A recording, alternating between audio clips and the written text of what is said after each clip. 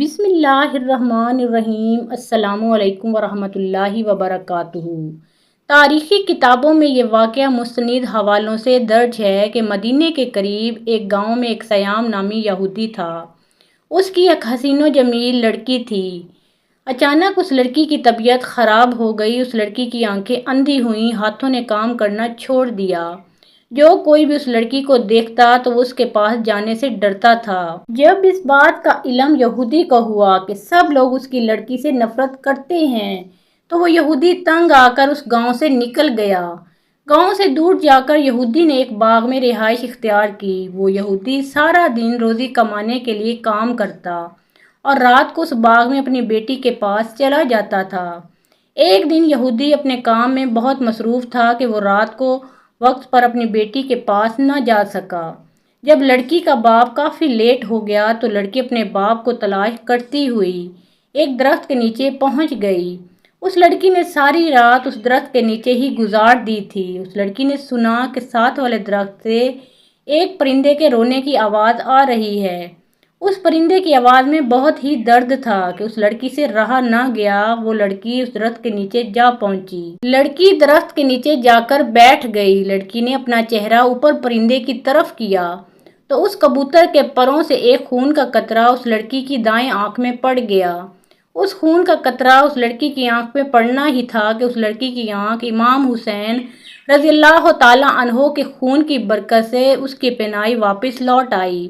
لڑکی کو اپنی دائیں آنکھ سے نظر آنے لگ گیا۔ 61 ہجری 10 محرم کو میدان کربلا میں حضرت امام حسین کا سر مبارک جب یزیدی فوج نے بدن سے جدا کر دیا تو یزید کے حکم سے محمد صلی اللہ علیہ وآلہ وسلم کی بیٹیوں کو قید کر لیا گیا۔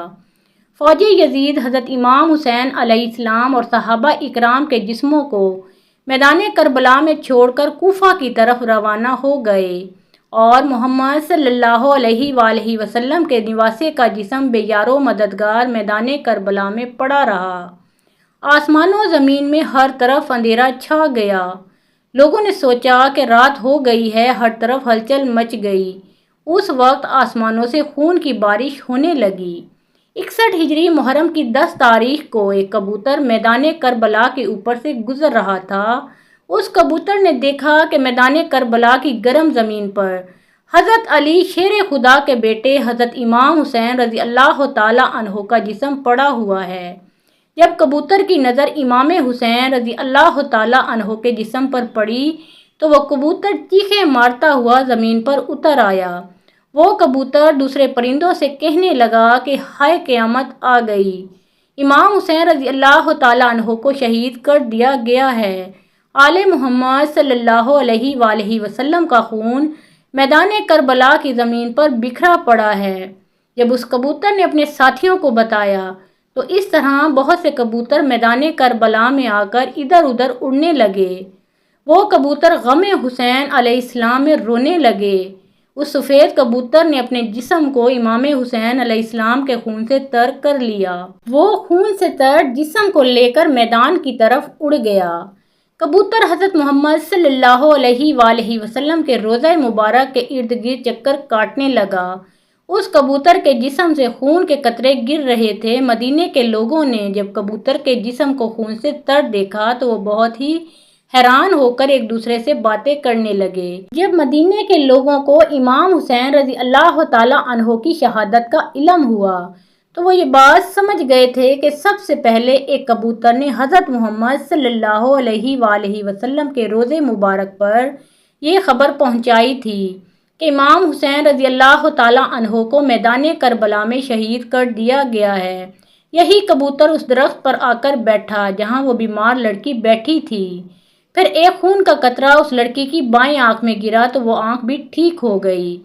خون کی برکت سے اس کی دوسری آنکھ بھی ٹھیک ہو گئی۔ جب لڑکی کی دونوں آنکھیں ٹھیک ہو گئیں تو لڑکی نے اوپر درخت کی طرف دیکھا کہ ایک سفید کبوتر درخت کی شاخوں پر بیٹھا ہوا ہے۔ لڑکی اس کبوتر کی طرف دیکھ ہی رہی تھی کہ کچھ خون کے قطرے اس لڑکی کے جسم پر اور گر گئے۔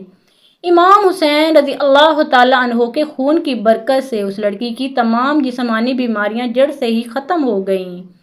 اس لڑکی کو دیکھ کر ایسا لگتا تھا کہ جیسے اس کو کبھی کوئی بیماری ہی نہیں تھی۔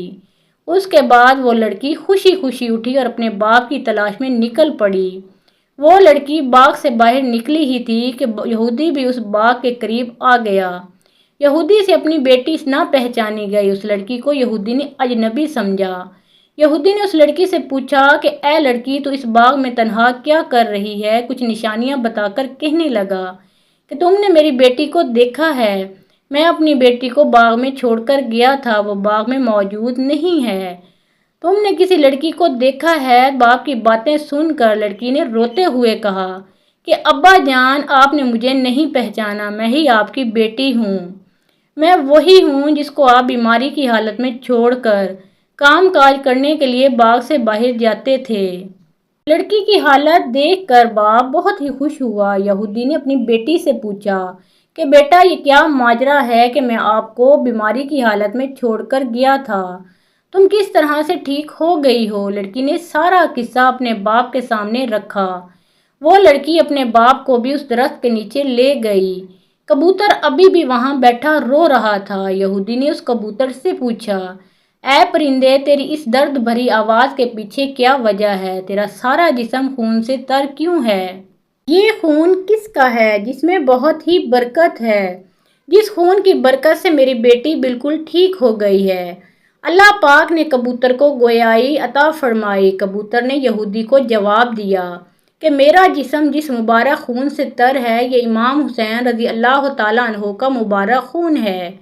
یہودی نے کہا کہ حضرت محمد صلی اللہ علیہ وآلہ وسلم اور اس کے نواسے حق پر ہیں، اگر وہ حق پر نہ ہوتے تو ان کے خون میں اتنی برکت نہ ہوتی، تو میری اس بیمار بیٹی کو شفا نہ ملتی۔